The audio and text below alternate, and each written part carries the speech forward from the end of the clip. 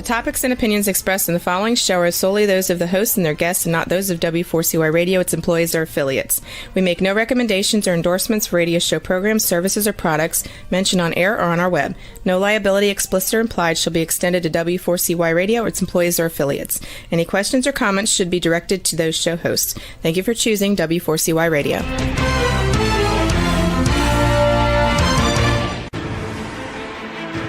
What's working on purpose anyway? Each week, we ponder the answer to this question. People ache for meaning and purpose at work, to contribute their talents passionately and know their lives really matter.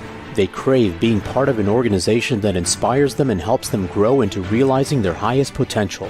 Business can be such a force for good in the world, elevating humanity. In our program, we provide guidance and inspiration to help usher in this world we all want, working on purpose. Now, here's your host, Dr. Alise Cortez.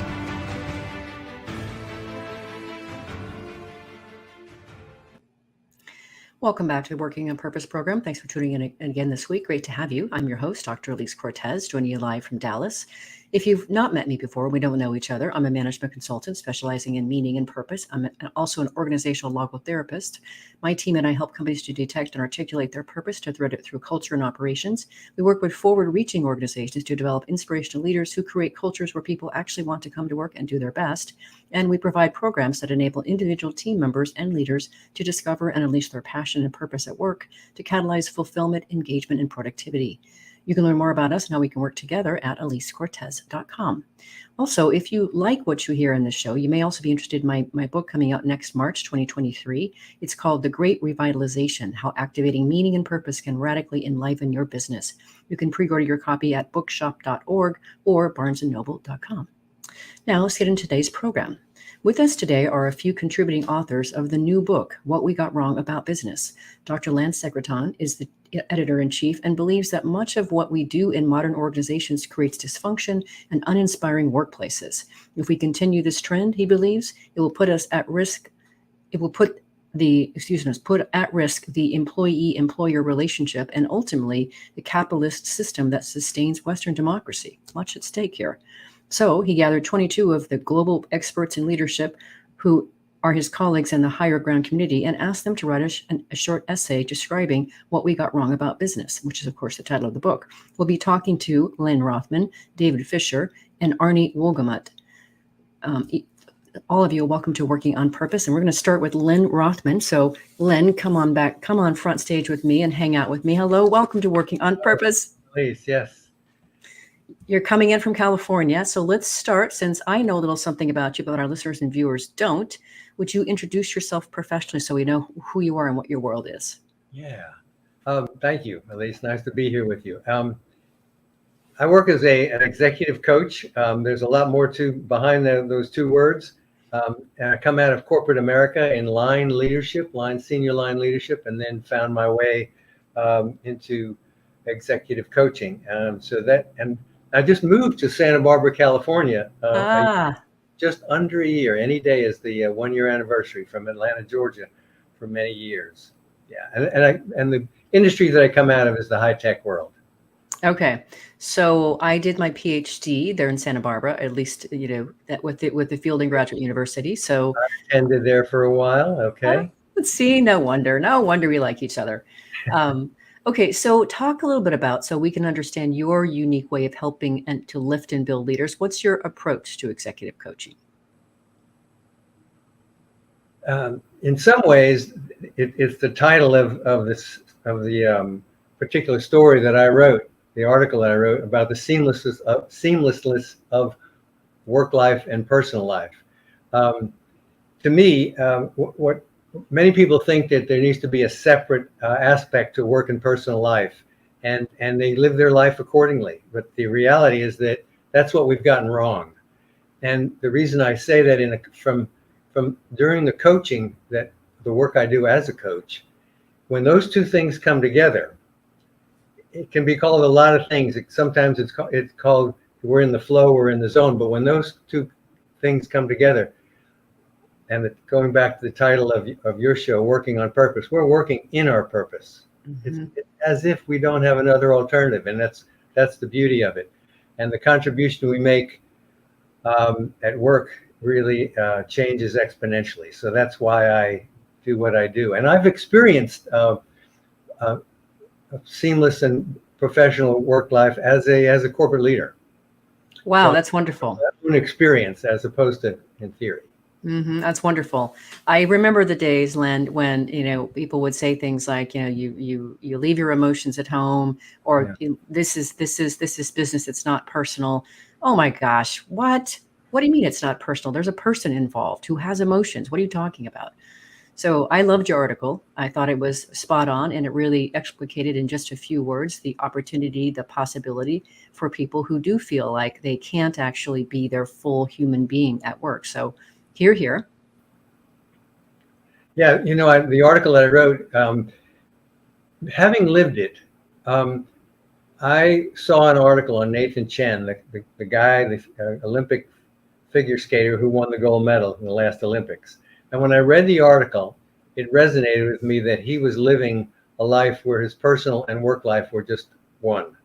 And I think, and maybe because I live it, I can recognize it. And I wrote about him because it's unusual to have that kind of the detail that was in the news article about him, and what he did. And I think that's what I want to mention, because it's really the same for all of us. What he did was he connected with those around him, his family, his coach, his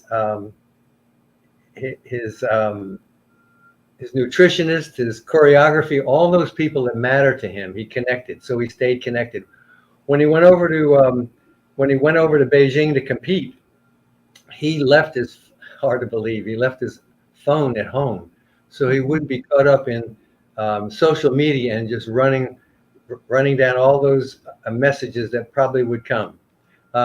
Also, when he was literally driving to his competition, he looked out the window and realized that he saw hundreds of people going about their day, going to their job and living their best life. And he realized the privilege that he had. He felt the gratitude of what he was about to do on the biggest stage in the world.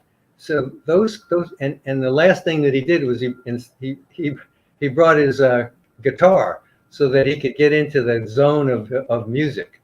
So those surrounding himself, and that's his private life. So he built his private life right to the moment of competition when he went, which is his work. And we all know the outcome of that. He won the gold medal. So it's sometimes easy to discount stories about athletes because we hear about it so often, but it's usually those moments of competition we hear about as opposed to this extended value. And I can relate because to me, I'm living that kind of life. And I think you are too, by the way, in the few minutes that we had to talk before the show. I would agree with that. So then let's do this for our listeners and viewers then, Len. So you're talking about what it looks like when you integrate your personal and professional lives. Let's contrast that with what does it look like when somebody tries to compartmentalize or separate those two worlds? Yeah. Well, you said it, to leave our emotions at home and don't bring them into work. Those emotions are critical to a leader. Everybody's a leader in an organization. So if those emotions are critical to a leader and taking leadership in a role, whatever role you have, formal or informal. And what I mean by that is when we're triggered by some sort of a situation, we have a sensation that really connects to an emotion. And we recognize that that pattern, we can take action much sooner than getting caught up in old emotions. So the emotions are is the first pathway to taking action and making effective decisions.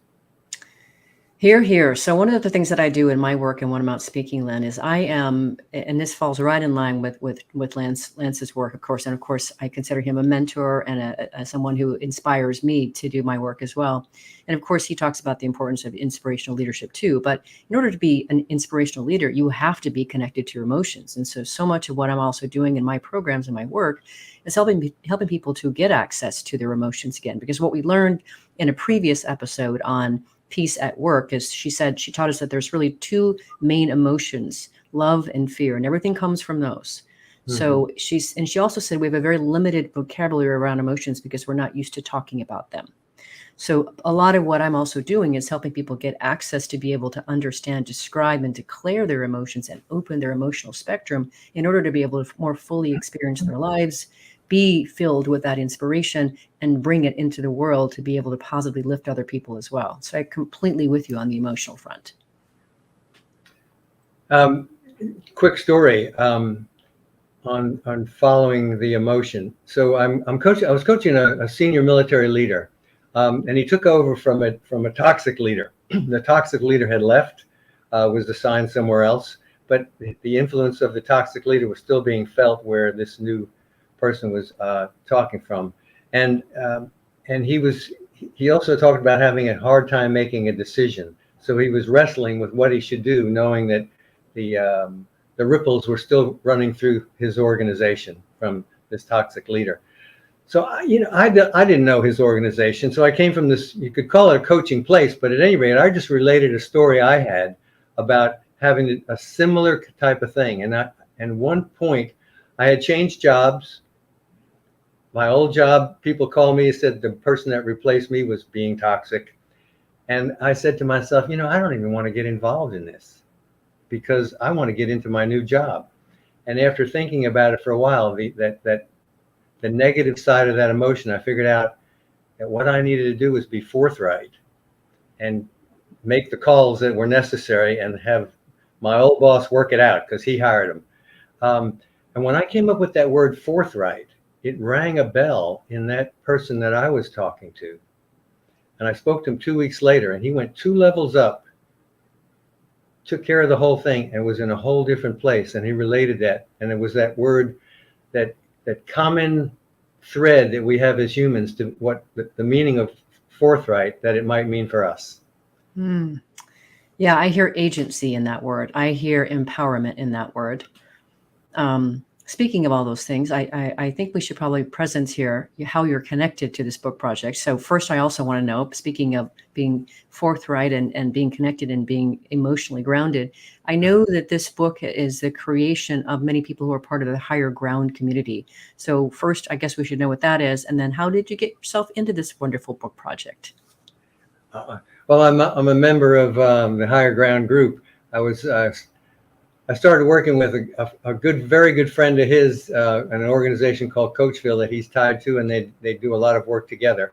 Found out about Higher Ground, met Lance, and then went through and became a certified Higher Ground coach. And then through the staying connected and being involved, this project came up. Lance talked about, what did we get wrong? And one of the things that I've lived as that I think I find as a pattern in the people I'm coaching is this separation that you brought up a few minutes ago about work and professional life, and there's no such thing. Agreed. Part of what, and of course, Lance and I are very aligned on these things. The next book that I have coming out, the Great Revitalization, the last 3 chapters are speaking to how leaders can apply intellectual mindset to be able to improve their business operations, apply emotional intelligence, as well as spiritual intelligence. And spiritual intelligence also speaks to purpose and, also just really being connected to, the notion that we are interdependent beings, and we live in a world that we share with the whole planet and all its species.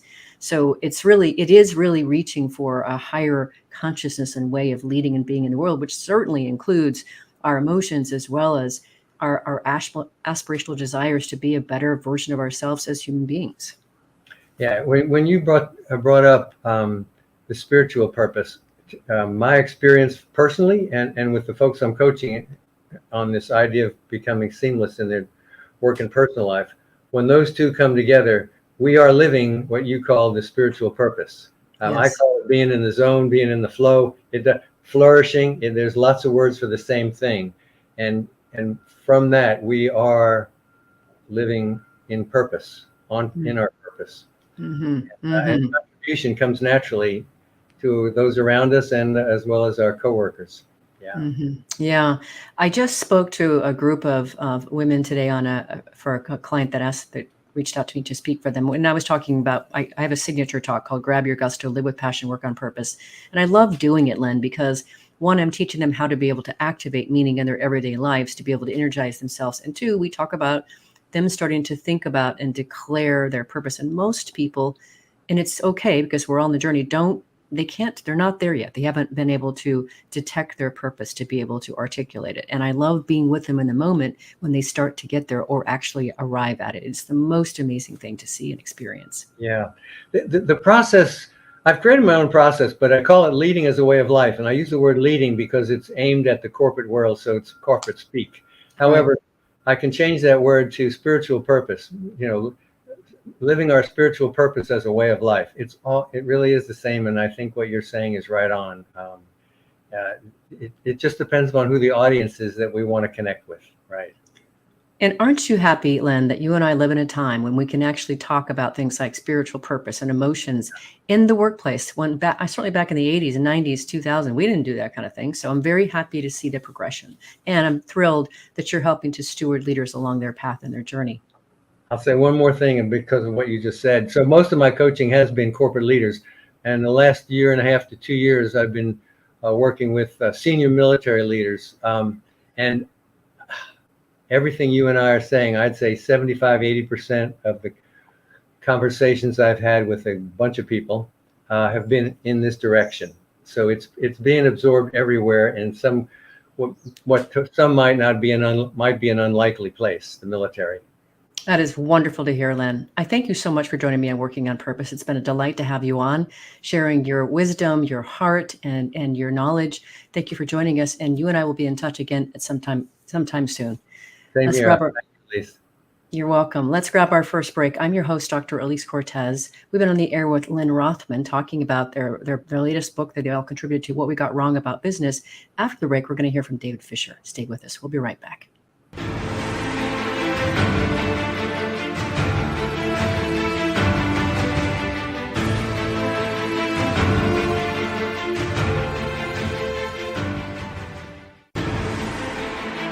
Dr. Alise Cortez is a management consultant specializing in meaning and purpose, an inspirational speaker and author. She helps companies visioneer for greater purpose among stakeholders and develop purpose-inspired leadership and meaning-infused cultures that elevate fulfillment, performance, and commitment within the workforce. To learn more or to invite Alise to speak to your organization, please visit her at alisecortez.com. Let's talk about how to get your employees working on purpose.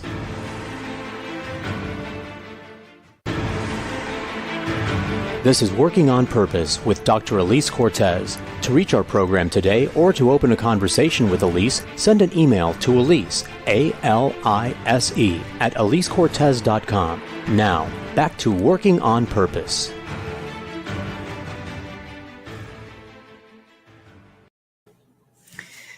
Thanks for staying with us and welcome back to Working on Purpose. If you're just joining the program, I want to invite you to check out my book, my first book, Purpose Ignited, How Inspiring Leaders Ignite Passion and Elevate Cause, which is now on Amazon. I wrote that book to awaken readers to their passion and purpose and help transform them into inspirational leaders who enliven the workplace and elevate the contribution of business to all its stakeholders. I also use the content as a basis for my Vitally Inspired and Managing Through Meaning programs. If you're just joining the program now, I have my second guest. We heard from Lynn Rothman in the first segment. Now we're coming on with David Fisher. He's a contributing author to What We Got Wrong About Business. I'm your host, Dr. Alise Cortez. David, welcome to Working on Purpose. Thank you, Dr. Cortez. Oh, it's great to have you. Thank you for being here. And please call me Alise. Thanks, Alise. So here you are. You too, my friend, managed to find yourself on the other end of a writing instrument to be an author here. So let's first have you introduce yourself. What do you pour yourself into, and how do you help people? Oh, thank you. That's a great kind of segue into a little bit about me. So I see myself in different phases: pre-pandemic, pandemic, and post-pandemic. And so pre-pandemic, I traveled all over the world doing training as a sales trainer for large corporations, and I had a chance to be a jack of all trades. So to learn content, deliver content. When the pandemic happened, a lot of that training went away because it was face-to-face. And so I did some inward reflection and took a look at where I could actually contribute a little bit more. And it was at that time that I discovered Dr. Lance Seckertan and his work in Inspiration in the Cloud and his work with leaders in New Zealand, of all places. And so I really went down the path of certifying myself as an executive coach. And so I've been working in the area of mental fitness training and guiding leaders. And so I'm pleased to say that I am part of the Higher Ground leadership community now. I'm a Higher Ground leader. I'm also a certified professional coach through the International Business Coaching Institute, and then a certified positive intelligence coach with the work of Shirzad Shamin. So that's where I come from, and that's how I'm serving leaders, is by helping them to kind of shift from negativity to positivity. Well, that is wonderful. And by the way, David, remind me when we get off air together I want to refer you to a client of mine for what'd you call it? It's positive intelligence. Positive intelligence. I have a client that just asked me about that. I'm not certified in it, so don't let me forget. Okay. Okay. So, what's your perspective, David? What did we get wrong about business? Well, to me, it's all about the leaders. And so when I started to take a look and work with leaders at all kind of levels of organizations, realized that they're one of the key catalysts for the behaviors and for the culture that develops within those organizations. And so what I saw is that toxic leader creates a toxic work environment. So that's the leader who is lying to themselves that they need to achieve more, that they need to keep pushing their staff, that is all about the bottom line. And what we can recognize in them is that they use language that is also toxic. It's warrior-based language. It's really trying to motivate people rather than inspire them. And so that's what I've spoken about and written about in my article is that toxic leader has a profound impact on what's happening within the organization. So leaders, if you see that there's something that's just not right about how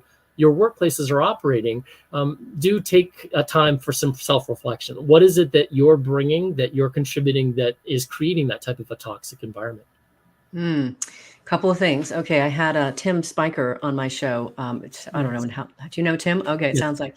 So he wrote a book. I think it's called "Be a Leader Worth Following," and he was motivated to write that book because he had experienced some really awful toxic leaders himself. And he said, I would come home, and guess what would happen is I would spew for an hour or more with my poor wife, right? So she got that spill of all that toxicity.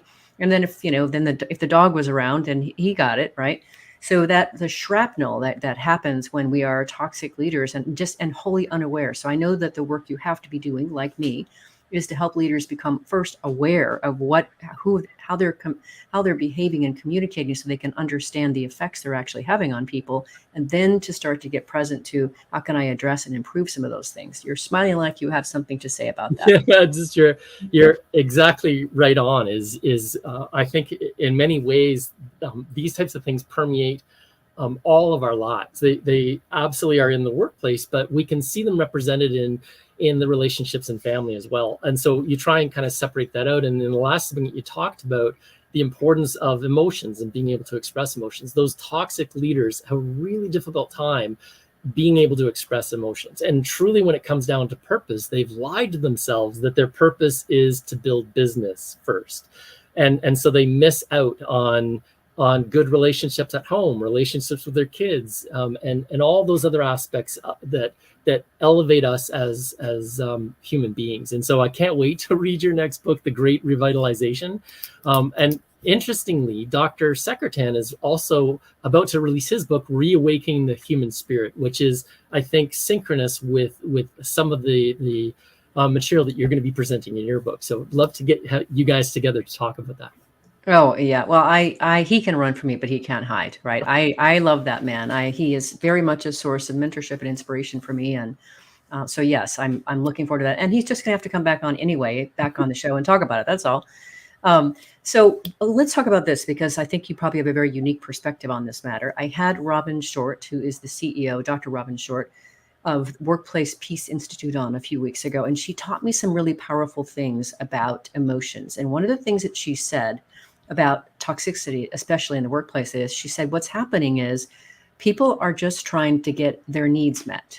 And what they don't understand is the way they're going about trying to get those needs met, being heard, getting things done, or whatever it is, oftentimes is experienced as quite negative and toxic by other people.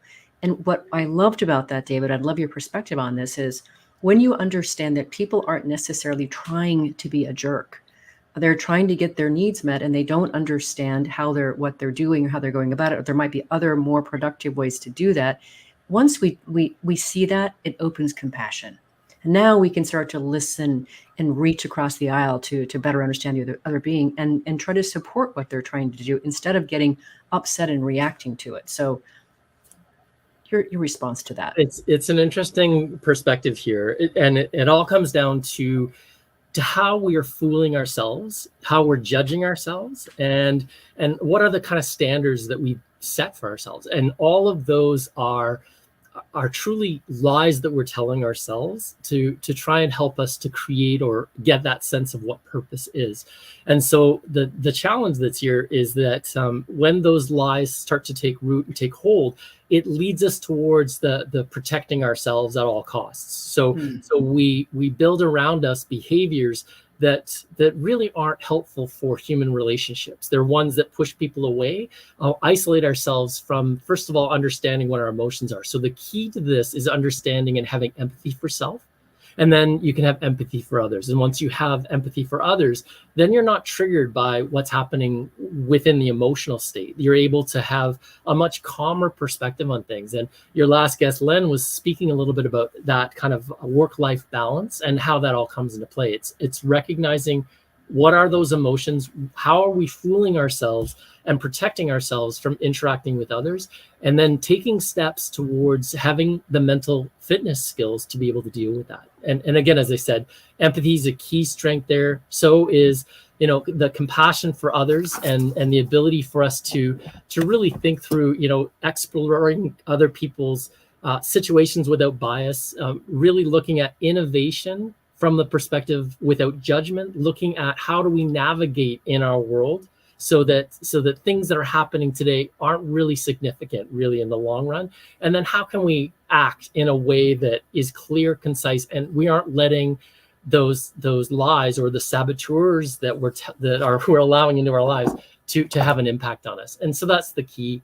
And truly, if I go back to Dr. Secretan's work, he talks about the castle principles as a way for leaders to behave. And in his work, he discovered that within a workplace, leaders gravitate towards self-motivating or self-protecting what's going on. And so they don't tell the truth. They're oftentimes, looking out for themselves.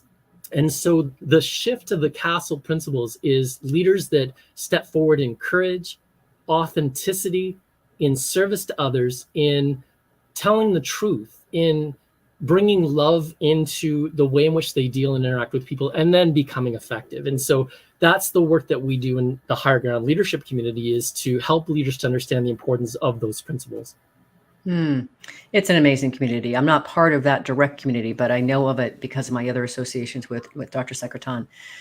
So I want to give it an example of just what you said there of what this looks like in action. So I got to work with a leader a couple of years ago, and he was a perfect example of somebody who really, I would call him pretty evolved and certainly emotionally intelligent, and he was very authentic. So he had been appointed to run this very large project for the company on an international basis. There were a lot of eyeballs on this thing, a lot of pressure on this guy. And I was part of the group where he convened about 65 of the team. They were the core team members for the project. And he opened with, "I'm so happy that you're here. What we're up against is immense, and I am frightened. And I'm so happy that I've got the right team here assembled to be able to bring it home. Does it scare me? It sure does." But the thing was, David, you could have heard a pin drop, right? Every single eyeball was riveted on him. Every ear was straining for what he was going to say next. Every heart was connected to his message. And it was beautiful. And it was such a great display of what we used to do some time ago, right? I know I can see you affected by that too. It was beautiful. Absolutely. It's authentic. It's coming from a position of love. It's expressing emotion, and it helps to bring down the barriers. I think if any one of us brings that into a workplace situation or an interaction with someone else, this concept of these castle principles, we can reset everything. And as you said, we can then find out what is our true purpose. Now, Dr. Secretan talks about finding your why be do, or your purpose. And so he takes us through that as part of our work in the higher ground leadership. So oftentimes I think leaders are so used to doing and not being. And so what you're talking about is really somebody that was grounded in how can you show up and be to others in the world. So thanks, Alise. That was a great example. You've talked to some pretty amazing people, haven't you? I have. I'm grateful I'm so grateful to David that I get to live my purpose. And I'll just quickly say, in my research around meaning and work and identity, I found these 15 modes of engagement.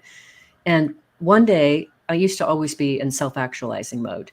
And one day, which is where you use work to realize yourself, I heard myself say that I was living my purpose, which is another mode. And it was the most amazing thing. It brought me to tears. I was so moved. I came to tears.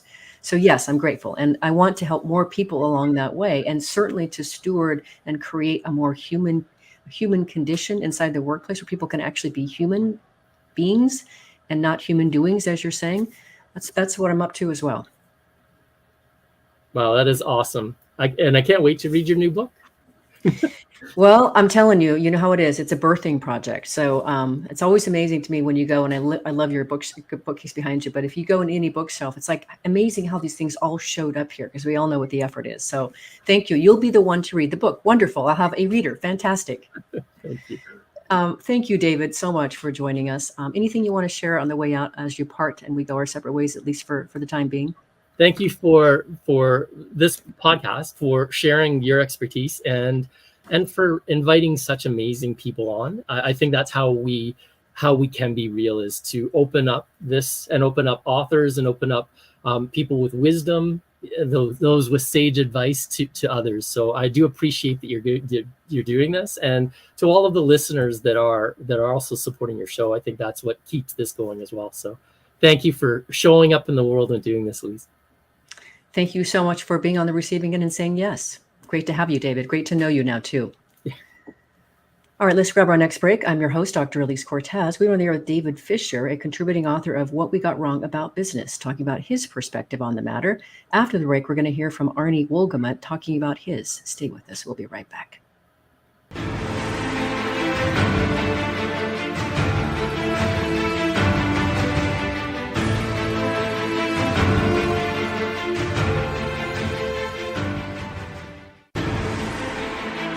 Dr. Alise Cortez is a management consultant specializing in meaning and purpose, an inspirational speaker and author. She helps companies visioneer for greater purpose among stakeholders and develop purpose-inspired leadership and meaning-infused cultures that elevate fulfillment, performance, and commitment within the workforce. To learn more or to invite Alise to speak to your organization, please visit her at alisecortez.com. Let's talk about how to get your employees working on purpose.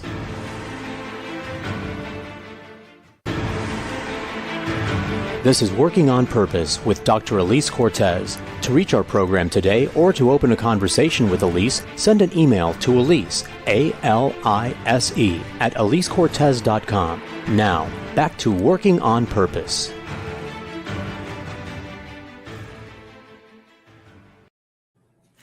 Thanks for staying with us, and welcome back to Working on Purpose. One other bit of news I want to share with you is the anthology that I curated came out in August of '91. It's now also on Amazon.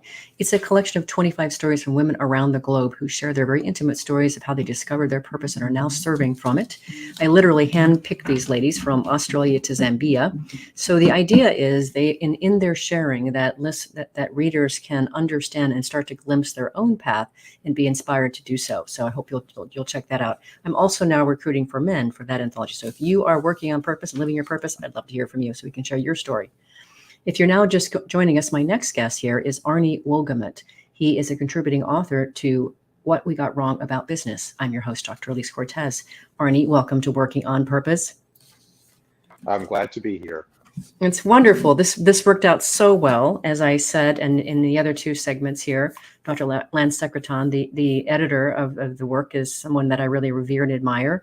And so I'm happy to get to share your work with all of them. So let's first have you introduce yourself, Arnie. Who are you in the world, and what are you doing to try to help? Well, I come from a facility management background, and that's where I spent most of my career in government, senior levels of government and so on. taking care of public investments in buildings and so on. And that's where I learned that we cannot accomplish anything without people. And an inspired or an empowered person accomplishes way more than someone who is not inspired or empowered in their doing their job to their best ability. Completely agree with that, my friend. Yes. I call them, and I have been there myself, so I'm not passing judgment, the walking dead, right? Yeah, Members of the Walking Dead. So we're out to revive them, awaken them to their passion and purpose, and get them on to contributing what is worthy of their one precious life. So that's true. That's true. Yeah. So how did you get yourself involved in this project, Arnie? How did it come to be for you that you became a contributor?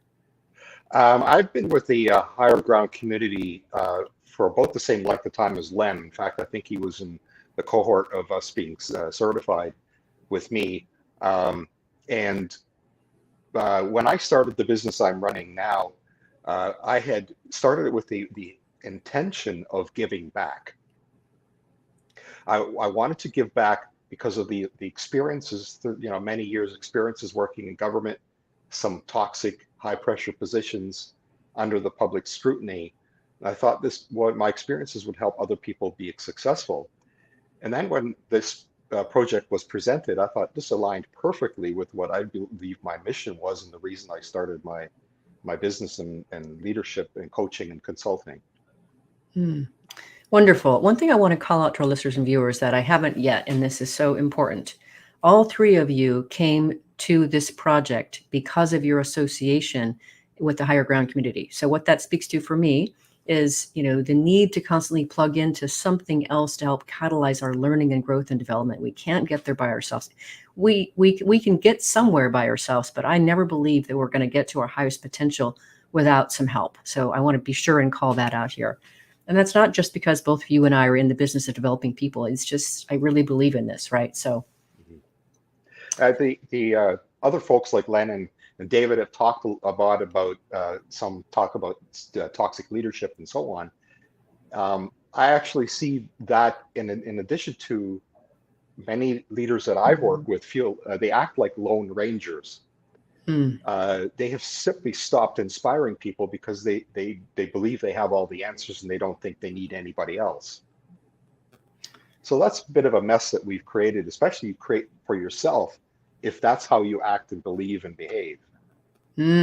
So, okay, first let me ask, is that one of the problems that you see in business today?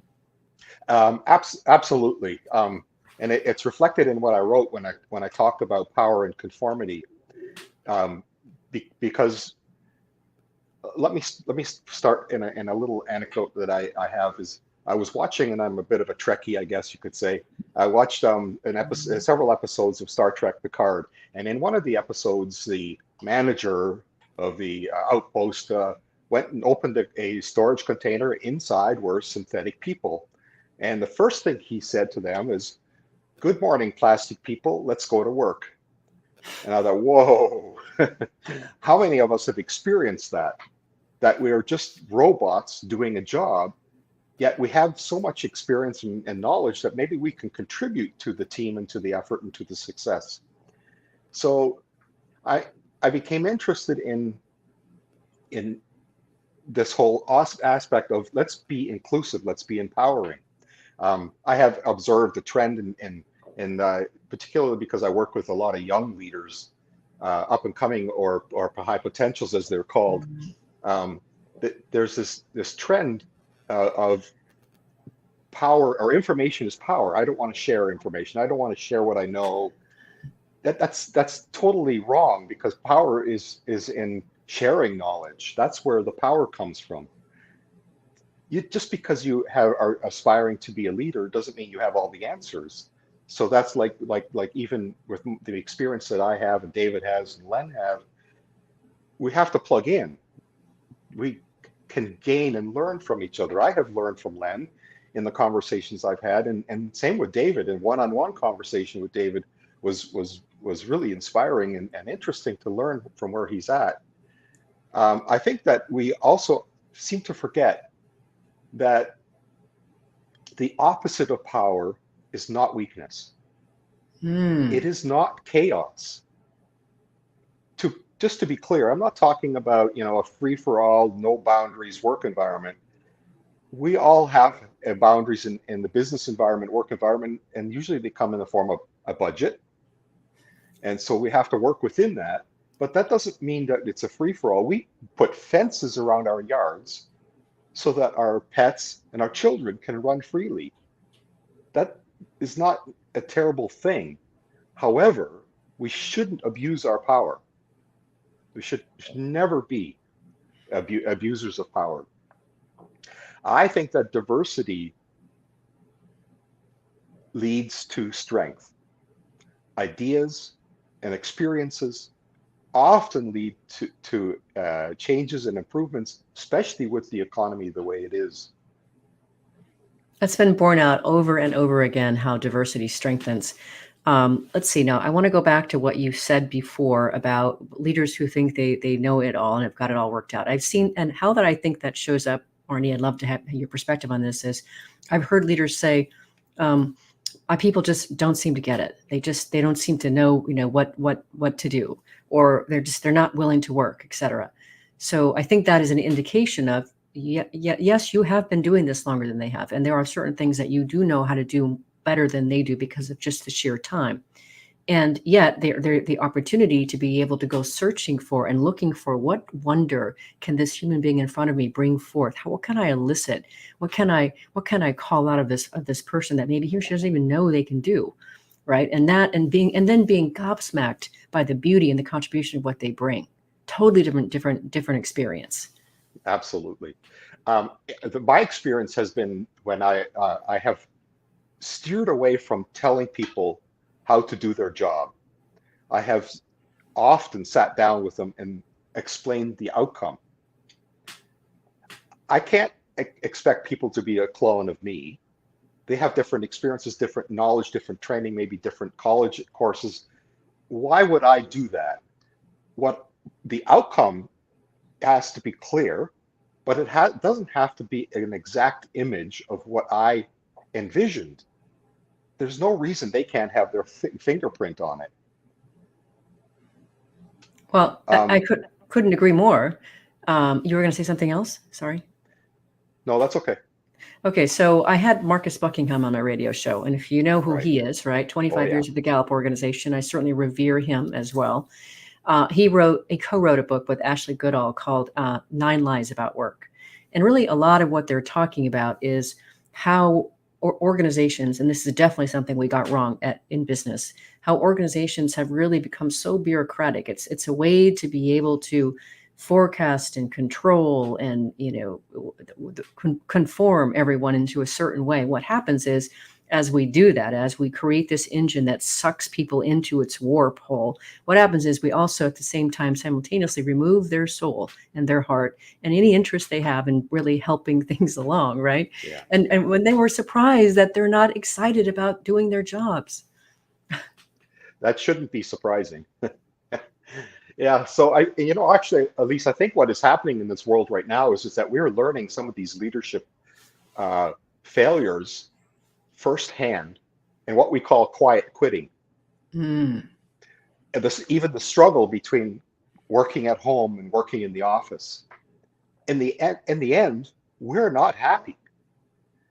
And there are solutions to that, and particularly because we can be happy, but we are very quick to push the responsibility of the toxic workplace and the negative work environment on management. But we have a part to play. They don't own our soul, so why do we not play our part? I love the empowerment piece of that, Arnie. So let's say more. Let's go ahead and present this for our listeners and viewers. How can they more play their part to be able to create a workplace that they actually want to work in and give their best? I think in my experience is people need to know they can make decisions. They can absolutely do something. Right. Of course, like I mentioned earlier, there are some boundaries, but it should never be micromanaged. They should have the freedom to do things and not be fearful of being criticized that their way of doing things or the outcome isn't exactly the way Arnie would do it. That doesn't work. They need to be empowered, and that just simply giving them the authority to do something. Now, empowerment is different than delegation. It is a completely different concept. So if I were going on vacation, I may delegate certain responsibilities, but that is different than the day-to-day empowering that person, inspiring them to take risks, and developing their leadership abilities. Completely agree. So, of course, Dan Pink talked about the importance of autonomy, right? Having some autonomy over how you do your work and even when you do your work. And what we've learned I think, in the pandemic is, and this is quite interesting, I do talk about this in my book as well, is that we've learned that we now want to have work that fits around our lives. Not, we don't want to fit our lives around our work anymore. So we do need that flexibility to be able to when we can actually do our work, and when can we stop in and see our sick mother-in-law before we come into office, or at the end, kind of thing. So the autonomy and the flexibility has become critical. So this quiet quitting, I've heard of it, Arnie, but I don't know much about it. So say more about what's quiet quitting these days. Basically, the way I understand it is that people show up to work, they start to do less and less, and eventually they leave. They don't speak up and say, listen, I'm not happy, I'm not inspired, I need a bigger challenge. They simply do less and less, and eventually it's years ago, there was this phrase I heard, where they've retired, but they haven't left. Right. I've heard that phrase too. Yeah, it's similar to that. So a lot of articles are written and comments are made on LinkedIn, for example, about quiet quitting.